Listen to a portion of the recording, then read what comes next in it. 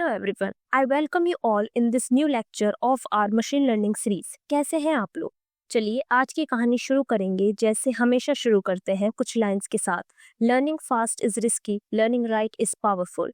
जल्दी जल्दी सीखने से अच्छा है अच्छे से सीखना, टाइम देकर सीखना ताकि चीजें आगे तक याद रहें।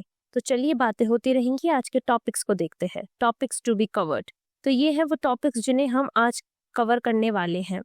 चलते हैं अपने पहले टॉपिक पर, why not just use the simple trick.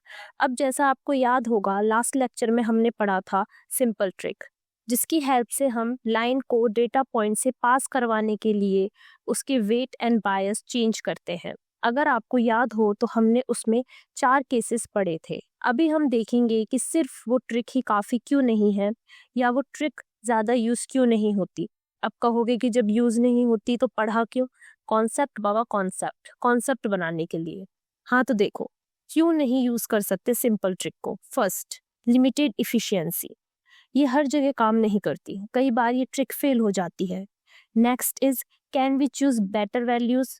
तो यस, जो हम eta1 एंड eta2 ऐड और माइनस करते थे तो हम उनकी जगह कोई और नंबर्स भी यूज कर सकते हैं जिससे मॉडल की एक्यूरेसी अच्छी आए।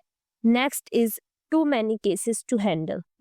जैसा हमने पढ़ा था सिंपल ट्रिक में हम 4 केसेस हैंडल करते हैं जो कि थोड़ा डिफिकल्ट हो सकता है, तो क्या हम उन केसेस को कम कर सकते हैं, देखेंगे आगे। Last is, better method exist. आगे हम और अच्छे और बेहतर मेथड्स पढ़ेंगे। Next topic is square trick. हाँ तो सिंपल ट्रिक के बाद आती है अपनी स्क्वायर ट्रिक। गोल हमारा अभी भी वही है, लाइन को पॉइंट्स के पास ले जाना। अब देखिए, we have already seen that the simple trick involved for different cases depending on where the point was located. But now let's make it smarter and cleaner with the square trick, which reduces all those cases to just one. First, अब देखिए, जो हमने 4 cases पढ़ी थे simple trick में, square trick में बस हमें एक ही केस पढ़ना पड़ेगा। अब देखते हैं वो क्या है। की आइडिया फॉर इंटरसेप्ट।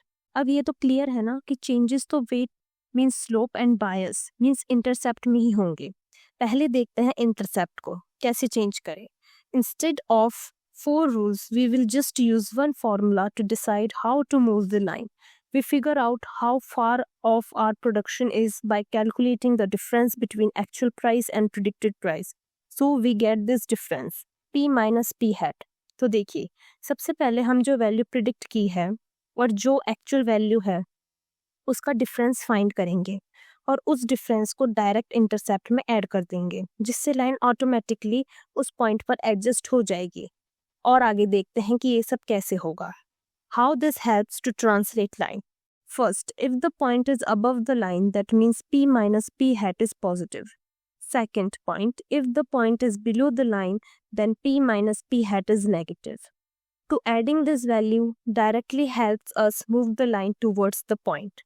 Example देखते हैं। Example for intercept. Let's say actual house price is 300 and predicted price is 250 and learning rate is 0.01. अब आप कहेंगे कि ये लर्निंग रेट क्या है, इसके बारे में हम थोड़ी देर में डिस्कस करेंगे। अभी आप सिर्फ इतना देखिए कि हम इंटरसेप्ट को कैसे चेंज करेंगे। सबसे पहले हम एक्चुअल प्राइस में से प्रिडिक्टेड प्राइस माइनस करेंगे, that is 300 minus 250 is equal to 50। तो अब हम जो हमारा ओल्ड इंटरसेप्ट है उसमें ये वैल्यू ऐड कर देंगे। बट एक सेकेंड, क्या डायरेक्टली ऐड कर देंगे? नहीं, पहले इस वैल्यू को हम लर्निंग रेट से मल्टीप्लाई करेंगे। बोले अब लर्निंग रेट क्या होता है? थोड़ा और रुको, अभी देखेंगे उसे। अभी बस इतना समझ लीजिए कि हमें डायरेक्ट ही P माइनस P हैट को इंटरसेप्ट में ऐड नहीं करना है, पहले उस वैल्यू को लर्निंग रेट से मल्टीप्लाई करना है, तब उसे ऐड करना है, जिससे लाइन उस एक्चुअल प्राइस पर मूव करेगी, मीन्स एक्चुअल पॉइंट पर चली जाएगी। आई होप आपको समझ आया होगा कि ये कैसे वर्क करेगा। नेक्स्ट इज की आइडिया फॉर द स्लोप। अब देखेंगे कि स्लोप को हमें कैसे चेंज करना है। उसको समझने के लिए यहाँ कुछ ऑब्जर्वेशंस दी हुई हैं। Observation first, if the point is above the line and right of the Y axis और below the line and left of the y-axis, then rotate the line counterclockwise. In other cases rotate clockwise. अब देखिए simple trick में हमने slope को change करने के लिए 4 case देखे थे, लेकिन अभी हमने उसे 2 केस में ही खत्म कर दिया कि अगर पॉइंट अबव द लाइन है and right of the Y axis है और बिलो द लाइन है and left of the Y axis है, तो हमें लाइन को काउंटर क्लॉकवाइज रोटेट करना है। इन अदर केसेस हमें उसे क्लॉकवाइज रोटेट करना है। Observation second, if R, the input value like room, is on the right, it's positive. If it's on the left, R is negative. In house price prediction, rooms cannot be negative, but in other ML problem features can be. तो ये थी हमारी 2 observation. अब इनके basis पर हमने क्या result find किया स्लोप के लिए वो देखेंगे। How this helps to rotate line. अब देखिए P minus P hat. This tells us how wrong our prediction is. ये हमें बताता है कि हमारा प्रिडिक्शन कितना गलत है।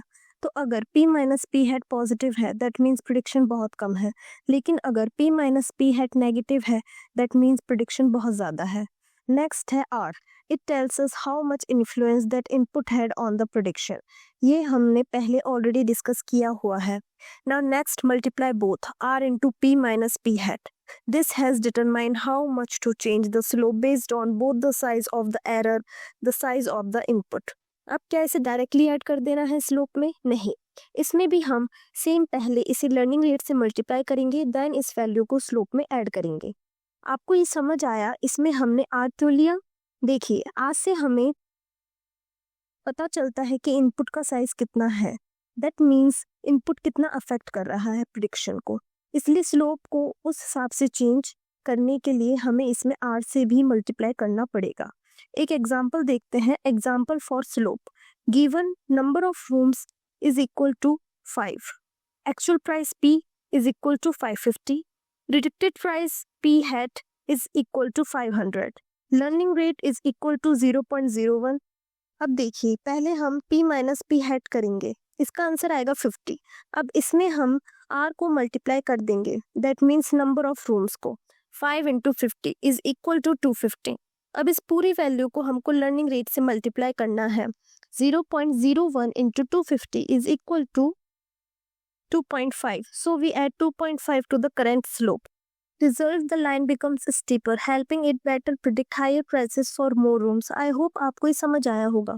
अब हम देखेंगे कि लर्निंग रेट क्या है और उसे हम क्यों मल्टीप्लाई कर रहे हैं। पहले देखते हैं क्यों मल्टीप्लाई कर रहे हैं। Small steps only. In machine learning, we don't want to move too fast. We want gradual improvement. So we multiply the difference by a small number called the learning rate, denoted as H. देखिए अगर हम error directly add कर देंगे तो suddenly बहुत बड़ा change आ जाएगा और मॉडल सही से काम नहीं कर पाएगा। इसलिए हम बड़े चेंजेस को अवॉइड करने के लिए लर्निंग रेट मल्टीप्लाई करते हैं ताकि चेंजेस स्मॉल रहे और मॉडल ठीक से काम करे। Next is learning rate. Learning rate is a small number that controls how much the model should adjust its values like slope and intercept after each learning step. It decides how fast or slow the model learns from its errors. ये decide करता है कि model को कितना adjust करना चाहिए सही value predict करने के लिए। Examples, suppose your model predicts a house price as 280,000 but the actual price is 300,000. If learning rate is equal to 0.01, the model will make small changes to correct itself slowly. मतलब model धीरे धीरे change करेगा सही value predict करने के लिए। If learning rate is equal to 0.5, the model will make bigger jump, learning faster, but it might overshoot. लेकिन अगर लर्निंग रेट बड़ा हो जाए तो चेंजेस फास्ट हो जाते हैं जिससे वो फिर ठीक से काम नहीं कर पाता। Next topic is why learning rate is important in slope and intercept updates. अब देखिए यहाँ इनपुट दिए हुए हैं।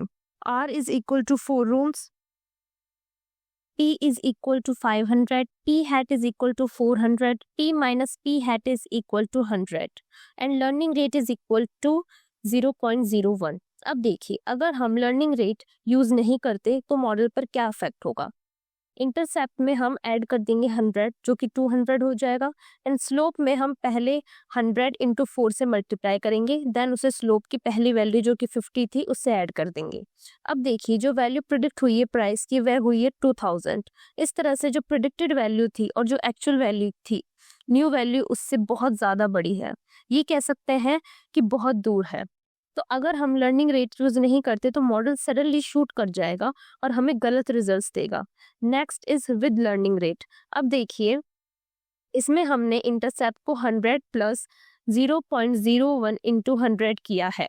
इसका आंसर है 101। स्लोप में भी लर्निंग रेट को मल्टीप्लाई करके ऐड किया है तो आया है 54। अब जब हमने न्यू प्राइस निकाली तो वह आई 317। करेक्ट प्राइस इज 500 और अब आई है 317। तो जब यही स्टेप हम बार बार रिपीट करेंगे तो हम हमारी करेक्ट वैल्यू तक पहुंच जाएंगे, क्योंकि इसमें हमने छोटे छोटे स्टेप्स लिए हैं।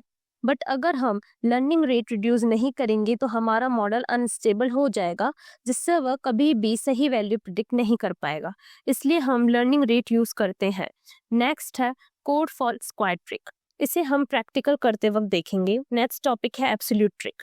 While the square trick works well, there is another helpful method known as the absolute trick. It acts as a middle ground between the simplicity of the basic tricks and the precision of the square trick. We use only R to help us bring the four cases down to 2. अब देखिए, square के अलावा एक और trick है absolute trick. अब देखते हैं ये कैसे काम करती है। Procedure for moving the line by absolute trick. Case 1, when the point is above the line that means P is greater than P hat. तो हम क्या करेंगे, ऐड करेंगे H इंटू R को स्लोप में, स्लोप को अपडेट करने के लिए, जिससे न्यू स्लोप हो जाएगा old slope plus H into R। Square trick में हम पहले एरर फाइंड करते थे एंड देन उसे R से मल्टीप्लाई करके फिर उसे लर्निंग रेट से मल्टीप्लाई करके देन स्लोप अपडेट करते थे। लेकिन इसमें हम एरर फाइंड नहीं करेंगे, सिर्फ R को लर्निंग रेट से मल्टीप्लाई करके स्लोप में ऐड कर देंगे। नेक्स्ट देखते हैं इंटरसेप्ट को अपडेट कैसे करेंगे। इसमें सिर्फ हम H को ऐड कर देंगे ओल्ड इंटरसेप्ट में, so new intercept will be old intercept plus H।